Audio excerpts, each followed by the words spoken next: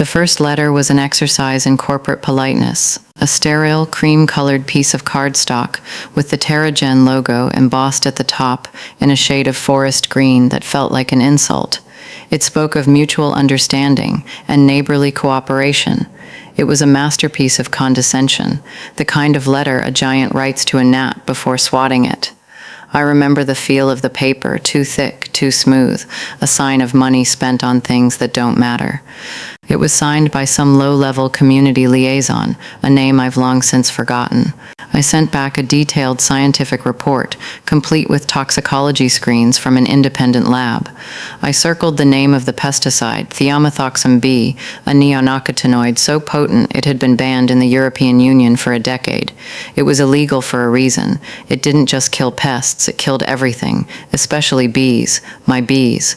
The second letter was less polite. It came from their legal department.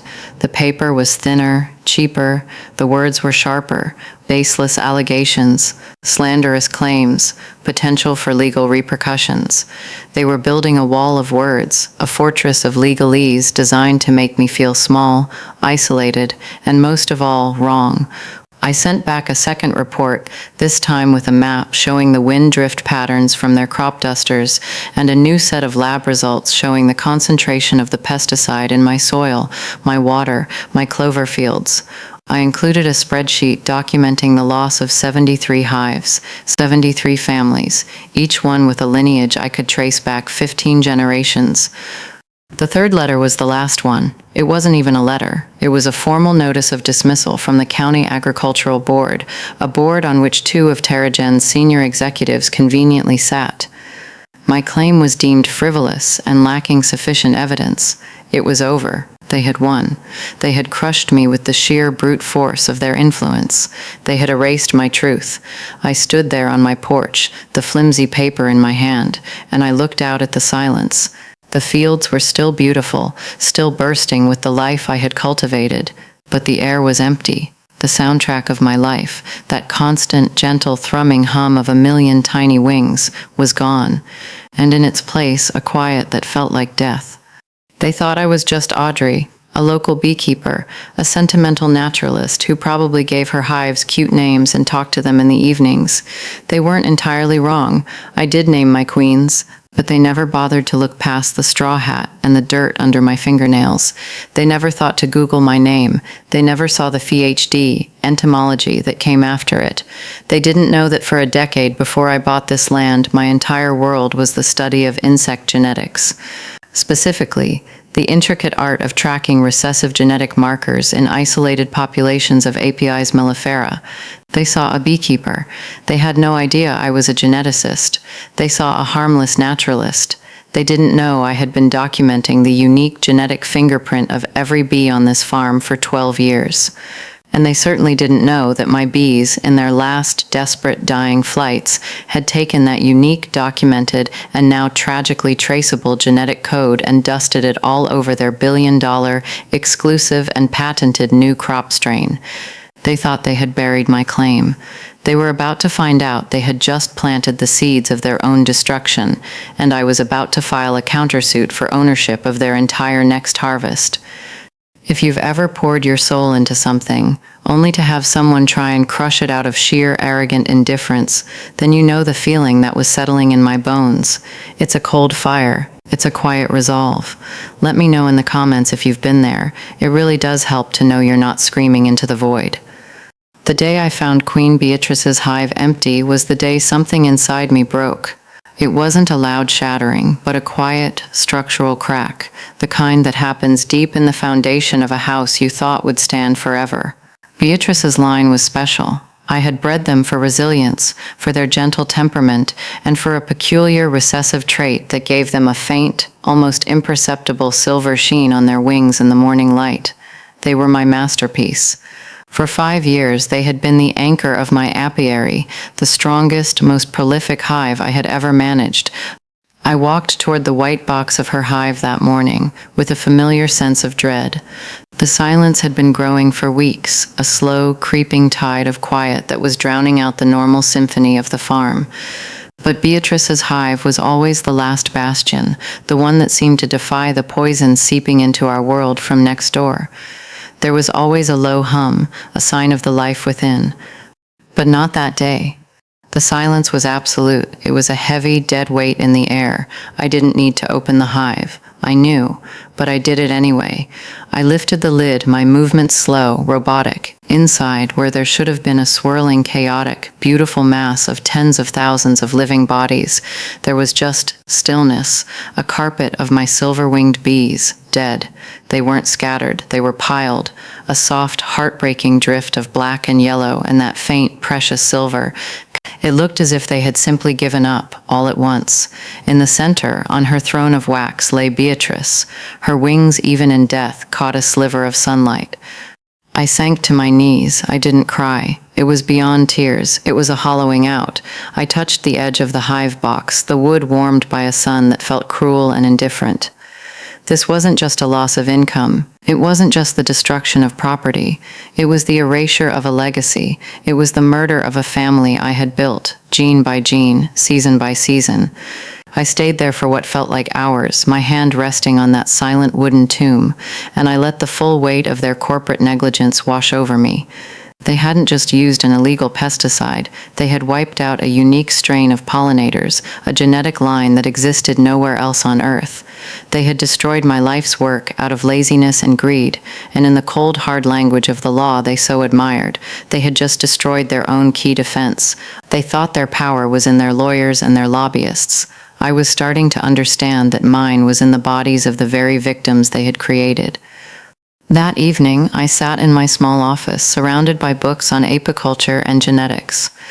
The dismissal notice from the county board lay on my desk, a monument to my own naivete. I had believed in the system. I had believed that truth, backed by data, would prevail. A picture on my wall caught my eye. It was from my doctoral graduation. I was standing next to my mentor, Professor Elena Vance, a woman with a mind like a diamond and a laugh that could shake dust from the rafters. Elena had been the one to first see the potential in my research. I remember a conversation we had years ago, long before I'd even dreamed of owning a farm. We were in her university lab, a place that smelled of ozone and old books. I was frustrated, poring over gene sequences, trying to isolate a specific marker. I complained that it was esoteric, academic. Who cares about the recessive traits of a honeybee from a specific valley in Italy? Elena had looked at me over the top of her glasses. Her eyes were sharp, missing nothing. She said, "Audrey, you're not just mapping a bee, you're mapping a story. Genetics is the language of history. It tells you where something has been, who its parents were, what struggles it has overcome. It's the most honest record that exists. Never underestimate the power of knowing a story that no one else can read." Her words had stuck with me.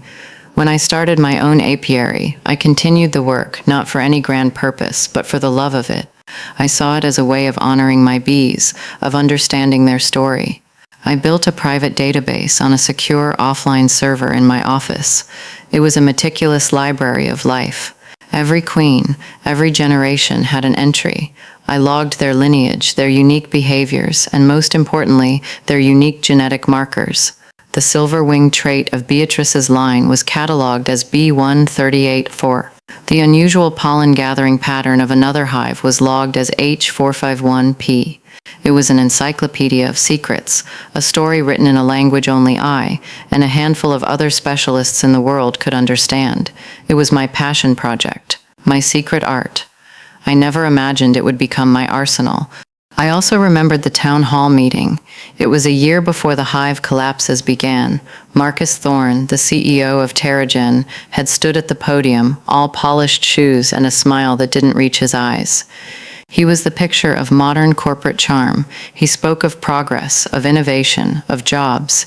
He introduced their new miracle crop, Solara corn, with the reverence of a priest revealing a holy relic. He claimed it would revolutionize agriculture. It was drought-resistant, high-yield, and exclusively theirs, protected by a fortress of patents. When the issue of pesticides came up, his smile tightened just a fraction.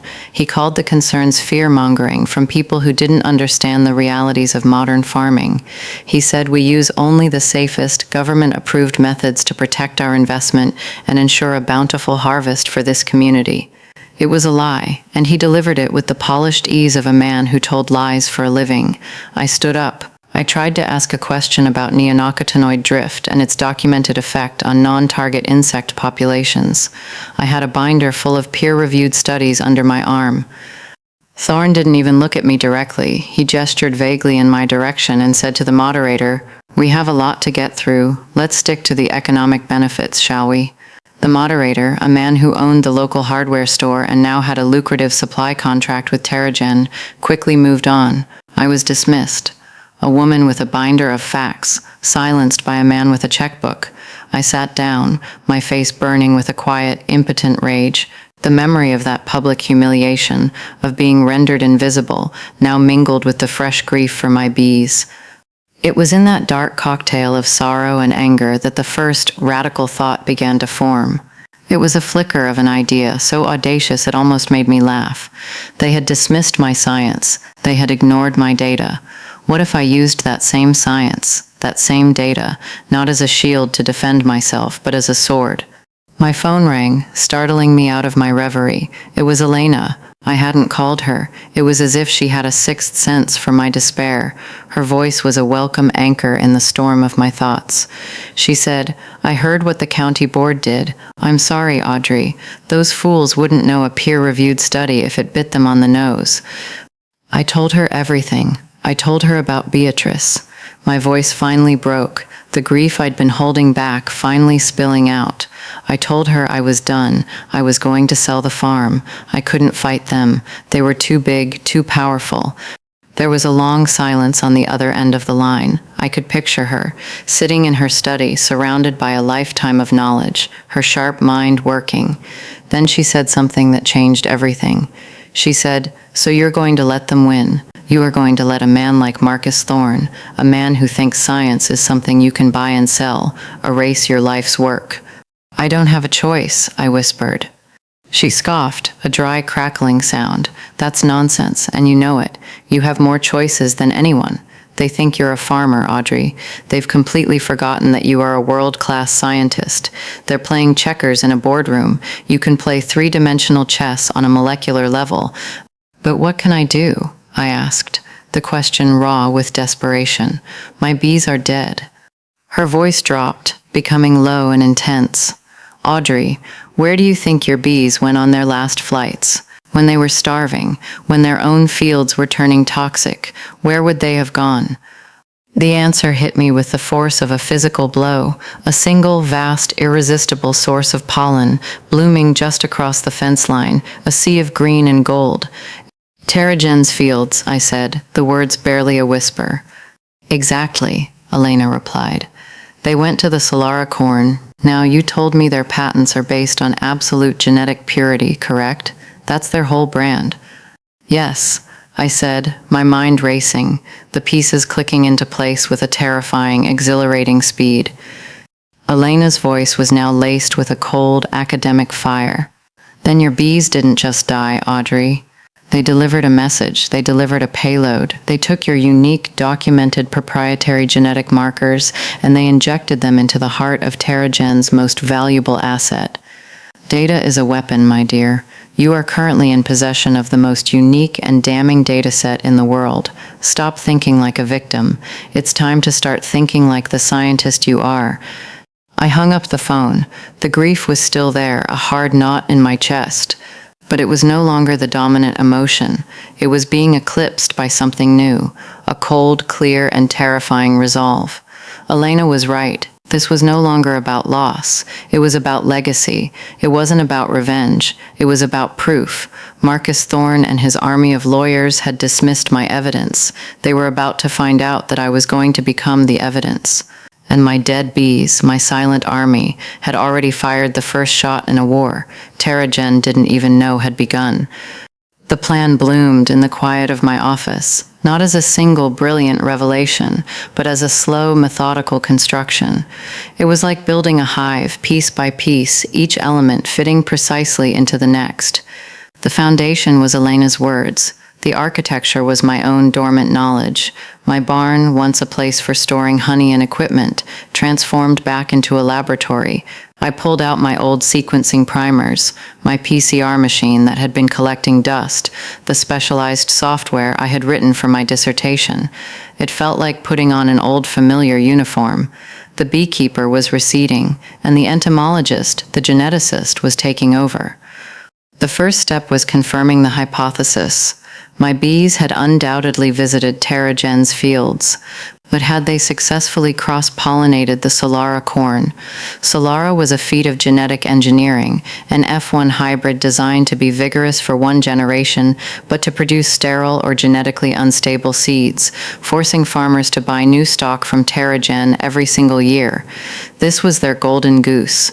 The patent hinged on its purity and the intricate proprietary gene sequence that made it unique. They thought of it as a closed system, but nature abhors a closed system. A bee doesn't just carry pollen from one flower to another. It's a messy, chaotic, beautiful process. The bee is covered in a golden dust of genetic information from every plant it has visited. When it lands on a corn tassel, the male part of the plant, it picks up Solara pollen, but it also deposits microscopic traces of pollen from my clover, my wildflowers, my lavender fields, and that pollen carries the unique genetic markers of my farm. When that same bee or another visits the silk of a developing ear of corn, the female part, it delivers a cocktail of genetic data. Terrigen's pollen would be the dominant strain, of course, but my bee's genetic signature, the markers I had so painstakingly documented, would be there, a whisper of foreign DNA in their sterile fortress, a ghost in their machine. To prove this, I needed samples. Trespassing was out of the question. That would invalidate everything. I needed to be smarter than that. The answer was in the air. Pollen is microscopic. It drifts. My property line ran for half a mile alongside their southernmost field. The prevailing winds, especially in the late afternoon, blew directly from their land onto mine. I repurposed a high-powered drone I used for monitoring my more remote hives. I fitted it with a custom-built air sampler, essentially a series of electrostatic plates designed to attract and capture airborne particulates. It was a legal gray area, flying a drone over my own property to sample the air that drifted onto it. I imagined Terrigen's lawyers would argue it was a form of aerial trespass, a concept so flimsy I was almost eager to hear them try it in court. For 3 weeks, every day, I ran my sampling flights. I documented everything: wind speed, direction, time of day, flight path. I was building a chain of custody so airtight it would be beyond reproach. The samples I collected were tiny, just a fine golden dust on the plates. Back in my barn lab, working late into the night under the cold glare of fluorescent lights, I began the extraction process. This was where my PhD work became critical. Isolating DNA from pollen is delicate work. Amplifying it enough to be sequenced is even harder. I was looking for needles in a haystack. I was looking for my specific genetic markers, the B1138S from Beatrice's line, the H451P from another, and a dozen others, swimming in an ocean of Terrigen's Solara DNA. While the lab work was underway, I made the second crucial move. I needed a lawyer. Not the local, small-town lawyer I had used for the initial complaint. He was a good man, but he was out of his depth. He was a rowboat in a naval battle. I needed a shark. Or at least a pilot fish who knew how to swim with sharks. Elena, ever the connector, gave me a name, Ben Carter. He was young, a recent partner at a boutique firm in the city that specialized in intellectual property and patent law. Elena had taught his father at law school. It was a long shot, but it was the only one I had. I drove to the city to meet him. His office was aggressively modern, all glass and steel and uncomfortable chairs. Ben himself was sharp, dressed in a suit that probably cost more than my monthly mortgage. He had a restless energy, a mind that seemed to be moving faster than his mouth. He listened to my story with a polite but visible skepticism. The dead bees, the illegal pesticide, the dismissed claim that was environmental law, torts. It was messy, sympathetic, but not his field. He was about to give me the number of an environmental firm when I stopped him. I said, "Ben, this isn't an environmental case anymore. It's an IP case. It's a patent dispute." That got his attention. He leaned forward, his skepticism replaced by a flicker of professional curiosity. I opened my briefcase and laid it all out on his gleaming mahogany desk. I didn't give him binders of ecological studies this time. I gave him a hard drive. I said, "On this drive is a complete genetic library of a closed population of Apis mellifera. It contains 12 years of documented, sequenced, and time-stamped genetic markers that are unique to my apiary." I then showed him the drone flight logs, the air sampling methodology, the chain of custody documents. Finally, I slid a piece of paper across the desk. It was the core patent filing for TerraGen's Solara corn. I had highlighted the key clauses. Their entire claim to exclusivity rested on genetic purity and the absence of foreign biological material. Ben stared at the documents, then at the hard drive, then at me. I could see the gears turning in his legal mind. He asked, "So your theory is that your bees have cross-pollinated their crop, introducing your proprietary genetic material into their patented product?" "It's not a theory," I said. "It's a biological certainty. The only question is whether the trace is detectable, and my lab work should be finished by next week." He steepled his fingers, his eyes narrowed in thought. "And what's the end game, Audrey? What do you want?" This was the most important part. It wasn't about the money. Not really. It was about principle. It was about the arrogant assumption that they could erase my work and face no consequences. It was about the fact that they had built their empire on the concept of ownership of life, and I was about to use their own logic against them. "I want to file an injunction to halt their harvest," I said, my voice steady, "and I want to file a notice of co-ownership. If their product contains my unique, documented, and pre-existing genetic material, then they are no longer the sole creators of that product. Their corn is now a derivative work, and according to their own obsession with intellectual property, I am a co-owner. I own a piece of every single ear of corn in that field." Ben was silent for a full minute. He picked up the patent document and read the purity clause again. A slow smile spread across his face. It was the smile of a predator that has just caught the scent of blood in the water. "This is insane," he said, shaking his head. "It's beautiful. It's the most elegantly vicious legal argument I have ever heard. They built a fortress, and you're arguing that your bees flew over the wall and painted a mural with their own DNA. The courts have never seen anything like this." "Will it work?" I asked. He leaned back in his chair, the expensive leather creaking in protest. "I have no idea, but I can't wait to find out. The discovery process alone will be a nightmare for them, forcing them to turn over their own genetic data, their own lab results. They'll fight it tooth and nail, which tells me they'll be terrified of what we'll find." And then I brought up the subplot I had been working on, the real leverage. TerraGen didn't just sell corn, they sold seeds. Their primary customer wasn't the end consumer, it was a massive agricultural distributor, a global giant named Global Grains. I had looked up their standard supply contract online. It contained, as I suspected, an ironclad genetic purity clause. Global Grains would not and could not accept any product that was subject to a patent dispute or claims of genetic contamination. An injunction, even a temporary one, wouldn't just be a legal headache for TerraGen. It would be a contractual breach of catastrophic proportions. Ben's smile widened. He understood immediately. We weren't just attacking their patent. We were attacking their supply chain. We were cutting them off at the knees. "This is no longer a nuisance claim, Audrey," he said, his voice filled with a newfound respect. "This is a corporate decapitation strike." I left his office feeling a strange sense of calm. The plan was in motion. The pieces were on the board. All I needed now was the proof. A week later, it came. I was in my barn, running the final sequences through my analysis software. I had been working for 36 hours straight, fueled by coffee and a cold, burning sense of purpose. And then it appeared on the screen, a match, a single beautiful, undeniable string of code. B138S the genetic marker for the silver-winged bees of Beatrice's line. It was there, nestled deep inside the genome of a sample of Solara corn pollen, a ghost in the machine, a signature from my murdered queen. I picked up the phone and called Ben. "I have it," I said. "It's here." The line was quiet for a moment. Then Ben said, "Good, I've already drafted the letter. Let's go to war." The letter Ben Carter drafted was not a declaration of war. It was something far more unnerving. It was a calm, surgically precise statement of fact. It was titled Notice of Co-Ownership Claim and Preliminary Injunction to Preserve Assets. It didn't make accusations. It didn't demand compensation for my dead bees. It simply stated that we had evidence to suggest that the upcoming Solara harvest, crop designation S2023, contained unique proprietary genetic markers belonging to my client, Audrey Miller, from her privately maintained and documented apiary. It cited the specific patent for Solara corn and its reliance on absolute genetic purity.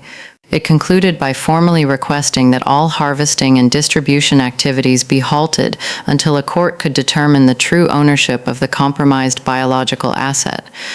We sent it not just to TerraGen's headquarters and their legal team, but simultaneously to the main office of Global Grains, their primary distributor, and to the Agricultural Patents Division of the U.S. Patent and Trademark Office. It was a three-pronged attack, designed to create maximum chaos and confusion. We weren't just knocking on their front door, we were ringing the fire alarm in their entire neighborhood. Ben, through his network of contacts, managed to get a blow-by-blow account of the letter's arrival at TerraGen's legal firm. The initial reaction, as we predicted, was laughter. A junior associate read it and declared it the work of a crackpot beekeeper. He passed it up to his senior partner as a joke. The partner read it, and the smile faded. He wasn't a biologist, but he was a patent lawyer. He understood the words proprietary, derivative work, and injunction. The joke was over. The letter landed on Marcus Thorne's desk an hour later.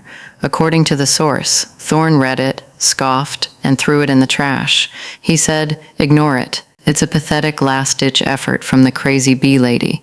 Bury her in legal fees until she gives up." But his own chief scientist, a woman named Dr. Eris Thorne, no relation, a bitter irony, had also received a copy. She wasn't a lawyer. She was a geneticist. She understood exactly what the letter implied. She apparently went straight to Marcus Thorne's office and told him in no uncertain terms that the claim was not only scientifically plausible, but if they had indeed used the illegal pesticide as rumored, it was highly probable. The bees, desperate and disoriented, would have been drawn to their fields like moths to a flame. Thorne, ever arrogant, dismissed her. He said, "Our patents are ironclad. This is a legal matter, Eris, not a biological one. Stay in your lab." This was his first critical mistake. He trusted his lawyers more than his scientists. He saw the world through the lens of power and influence, not through the lens of empirical fact. He believed that reality was something you could negotiate, that truth was something you could litigate into submission. The real panic, however, started at Global Grains. Their legal department was not emotionally invested. They were not driven by ego. They were driven by a single, ruthless directive: mitigate risk. A notice of co-ownership claim on their primary supply of a new market product was not a nuisance. It was a 5-alarm fire. Their contract with TerraGen, as I had discovered, contained a multi-million-dollar penalty clause for any failure to deliver a genetically uncompromised and legally unencumbered product. They didn't care who was right. They cared about the fact that there was a fight at all.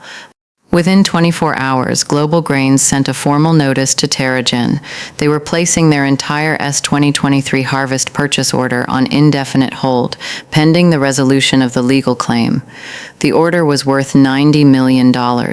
It was the financial linchpin for TerraGen's entire Solara project.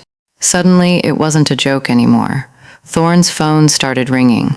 The board members, the investors, the people who didn't care about bees but cared deeply about $90 million were asking questions. The crazy bee lady had just stalled their flagship product and frozen nearly $100 million of projected revenue with a single 3-page letter. The change in tone from their legal team was immediate and seismic. The condescension vanished, replaced by a frantic, aggressive energy. Ben received a flood of emails and calls. They threatened a countersuit for frivolous litigation and tortious interference. It was the legal equivalent of screaming.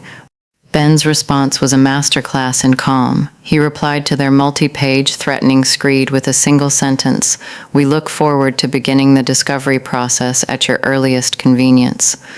That one sentence, Ben later told me, caused more panic than anything else. Discovery. It was the magic word.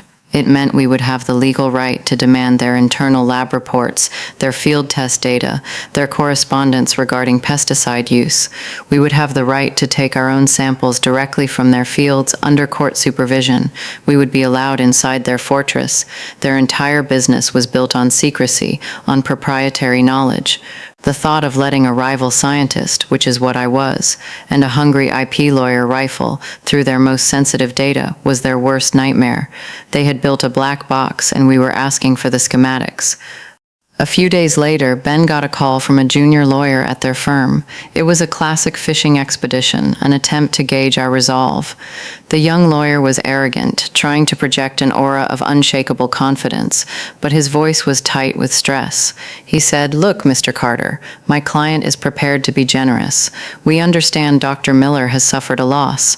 We are authorized to offer a settlement of $50,000 to compensate for the loss of her hives, and for her to drop this imaginative claim." Ben let the silence hang in the air for a moment. Then he said, "I think you misunderstand. We are not claiming damages. We are claiming ownership. My client is not interested in a settlement for her bees. She is interested in her share of the asset her bees helped create. We believe a fair starting point for negotiation would be a 40% stake in the S2023 harvest and all future derivative products." The junior lawyer apparently choked on his coffee. He stammered something about that being an absurd and insulting proposal. Ben's voice remained cool and level. He said, "What's insulting is that your client, Marcus Thorne, authorized the use of an illegal chemical that destroyed my client's livelihood, and then used his influence to have her legitimate claim dismissed without a hearing. What's absurd is that he thought she would just go away. Tell Mr. Thorne that the offer of a 40% stake is a one-time offer. After this call, our price goes up. We will see you in court." He hung up. The first move was complete. We hadn't fired a shot. We had simply pointed out a crack in their foundation, and now the entire edifice was beginning to groan under the strain. Thorne had built an empire on the idea of perfect control. I had just introduced a variable he couldn't bully, he couldn't buy, and he couldn't legally erase. My bees were dead, but their ghost was now haunting his balance sheet. The takeover wasn't loud. It was silent, cellular, and it was already well underway. The power shift didn't happen in a single dramatic moment. It was a slow, inexorable tilting of the board, a gravitational pull that drew all the pieces away from Marcus Thorne and toward me. It began with the money. The $90 million hold from Global Grains wasn't just a temporary problem. It was a signal to the entire industry. It was a vote of no confidence. Other smaller distributors who followed Global Grains' lead began to quietly cancel their own smaller pre-orders for Solara seeds for the next planting season. The financial bleeding was no longer a hemorrhage. It was 1,000 small cuts, each one draining the lifeblood from Thorne's pet project. TerraGen's response was predictable. They tried to fight fire with fire. They filed a massive, splashy countersuit against me for patent infringement and industrial espionage.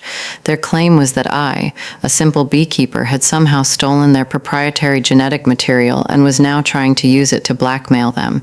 It was a narrative designed for the press, full of sound and fury. It painted me as a scheming, vindictive saboteur, and them as the innocent victims of a corporate shakedown. Ben read the filing and laughed out loud. "It's a work of fiction," he said, "a desperate Hail Mary. They have no evidence, of course, because none of it is true, but what they've done is brilliant, in a suicidal sort of way." "What do you mean?" I asked. He pointed to a line in their own lawsuit.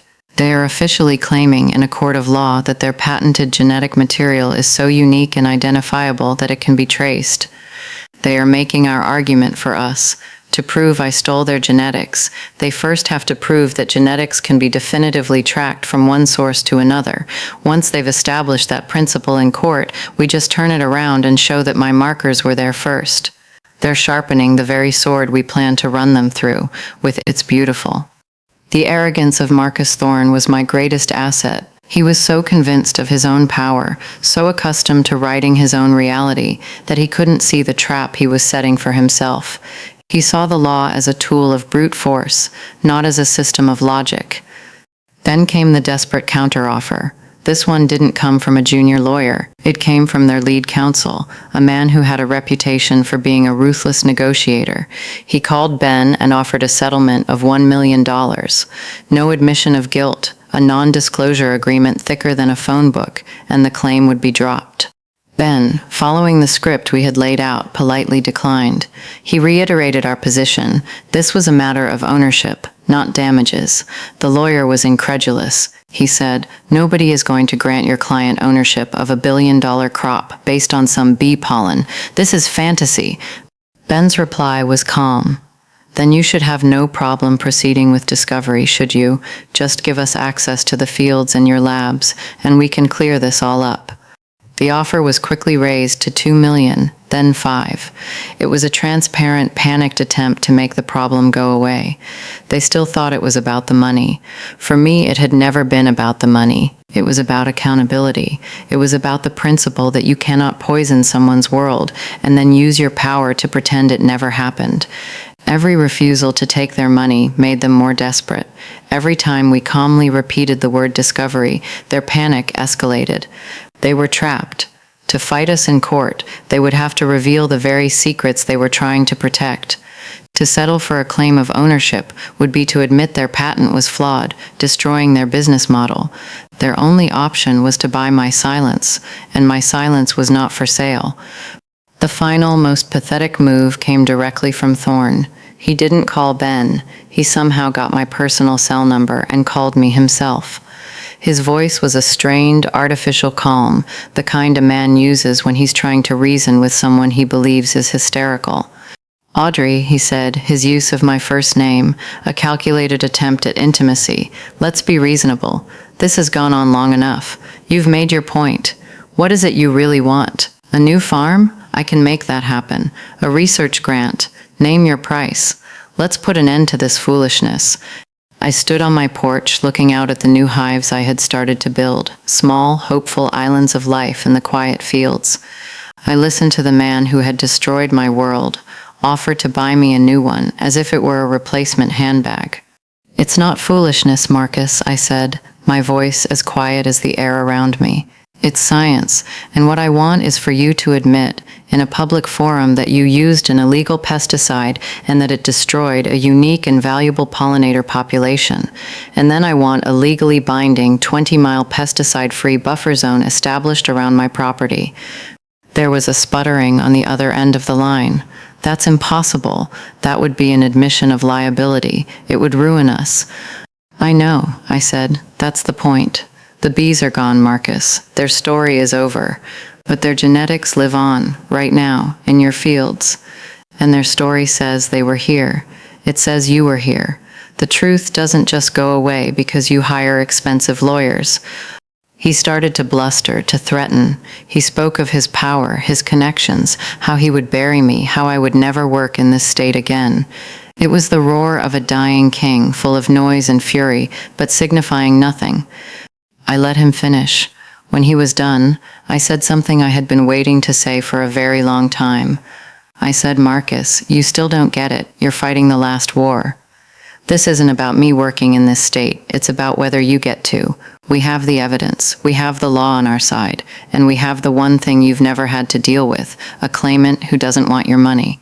You can't threaten me, and you can't buy me. So your only option is to face the truth. I'll see you in court." I hung up the phone. The power had shifted completely. It was no longer in his boardrooms or with his lobbyists. It was here on my farm. It was in my tiny barn lab. It was in the silent, damning evidence that my bees had left behind. He had started a war of attrition, believing he had infinite resources. He never once considered that my resolve was my greatest resource, and it was one that would never, ever run out. The final confrontation didn't happen in a sterile courtroom under the buzz of fluorescent lights. It happened on my land. a week after our phone call. A black town car, so out of place it looked like a spaceship, rolled up my gravel driveway. Marcus Thorne got out. He was alone. He had shed the corporate armor of his lawyers and aides, a foolish attempt to appear human. He walked toward me, his expensive leather shoes crunching on the gravel, a sound of grating intrusion. I was standing by the empty hive that had once belonged to Beatrice. I had left it there as a memorial, a stark white monument to what he had taken. He stopped a few feet away from me, his gaze sweeping over my farm. I could see the condescension in his eyes, the dismissive assessment of my small world. He still saw a hobby farm. He saw dirt and wood and a woman in work boots. He was constitutionally incapable of seeing anything else. "We need to end this, Audrey," he said. "No lawyers, just you and me." I just looked at him. I didn't say a word. I let the silence of the field speak for me. He took a deep breath, trying to regain control of a situation that had long since spiraled away from him. He said, "I'll admit it was a mistake, a regrettable error in judgment by an overzealous farm manager. We'll fire him. We'll pay for the damages. We'll give you your buffer zone, 10 miles. That's my final offer. Just drop the ownership claim. It's a fantasy. It makes us both look ridiculous." He was still negotiating, still trying to control the narrative, to frame it as a mutual problem. He still believed he had something to offer me, that his power still meant something here. "It wasn't a mistake, Marcus," I said, my voice low and even. "It was a choice. You chose to use a banned chemical because it was cheaper. You chose to lie at the town hall. You chose to use your influence to crush my claim. These were all choices. And choices have consequences." He gestured impatiently, a flicker of his old arrogance returning. "Fine, a choice, a bad choice. What does it matter? I'm trying to give you what you want." "You're trying to save yourself," I corrected him gently. "This has nothing to do with what I want. This is about what you've done. You built an empire on the idea of genetic purity, on owning life itself. You patented a living thing, and in your arrogance you never stopped to consider that life finds a way. It doesn't respect your patents, it doesn't obey your lawyers." He looked at me then, truly looked at me, and I think for the first time, he saw not a beekeeper but an adversary he did not understand. The confusion in his eyes was more satisfying than any amount of money could ever be. "What are you talking about?" he asked, his voice a hoarse whisper. I ran my hand over the smooth, weathered wood of Beatrice's hive. I said, "You saw a harmless naturalist. You saw a woman who gave her bees cute names. You never bothered to look deeper. You never bothered to ask what I did before I came here. You saw a small farm, so you assumed my world was small. But the world of genetics is very, very small, Marcus. It's an intimate world, and right now my name, my work, my legacy is written on the DNA of every single plant in your fields. You didn't just kill my bees, you hired them. They were your most effective and last pollinators, and they paid for their work by leaving my invoice in your genetic code. The ownership claim isn't a fantasy, it's a biological fact. You can't erase it, you can't buy it, you can only acknowledge it." He stared at me, his face pale. The mask of the corporate titan had finally fallen away, revealing the baffled, frightened man underneath. He had no response. There was nothing to say. I had taken his world, with its rules of power and money, and I had subordinated it to my world, with its rules of science and evidence.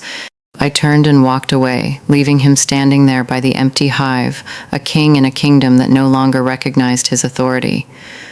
2 weeks later, the news broke, not in the mainstream press, but in a niche agricultural trade publication, the kind that executives read. TerraGen CEO Marcus Thorne steps down amid patent dispute. The article was brief, clinical. It mentioned restructuring and a new strategic direction. It was a corporate assassination, carried out quietly and efficiently by a board of directors who had no tolerance for a CEO who had turned their flagship product into an existential liability. Thorne was gone, erased. The new CEO was a pragmatist, a woman who had come up through the research division. She didn't care about ego. She cared about viable products. Her first call was to Ben. The settlement was swift. I didn't get 40% ownership of the harvest. That was never the real goal. but I got everything that mattered: a 7-figure settlement that would fund my work for the rest of my life, a public statement from Terragen acknowledging the unauthorized use of non-approved chemical agents and its devastating impact on local pollinator populations, and most importantly, a legally binding, court-enforced 25-mile pesticide-free agricultural zone around my farm, creating the largest organic sanctuary in the state. They tried to bury my truth. Instead, I forced them to build a monument to it. I'm standing in that monument now. It's not just a farm anymore. The settlement money, combined with a grant from a land trust that lauded the new sanctuary, allowed me to build the Miller Apiary and Pollinator Research Center. It's a beautiful building of reclaimed wood and glass, a place where science and nature coexist. New hives, descended from the few who survived the poisoning, are thriving. The air is alive again with that gentle, constant hum, the sound of life, the sound of victory. On my desk, inside the new lab, I have a single framed sheet of paper. It's the original dismissal notice from the county board, the one that called my claim frivolous. It's a reminder of what happens when people in power underestimate the quiet, focused passion of a single individual. They thought my power was in the land, in the soil, in the bees. They were wrong. My power and your power is in the knowledge of the things you love. It's in the expertise you cultivate in the quiet hours when no one is watching. They dismissed me because I didn't look like them, talk like them, or value the things they valued. They made a critical error. They assumed a different perspective was a lesser one. They saw a beekeeper and they lost their empire. Never let anyone make you feel small for the world you choose to build, for the passions you choose to follow. That thing you do, that esoteric knowledge you have, that thing some might call a hobby, that's not a triviality. It's your power. It's the story that only you can read. It's the weapon they will never see coming. You just have to be patient. You just have to be willing to use it when the time comes. If this story resonated with you, if you've ever felt overlooked, underestimated, or erased, please let me know in the comments below. It truly helps to know that we're not alone in these fights.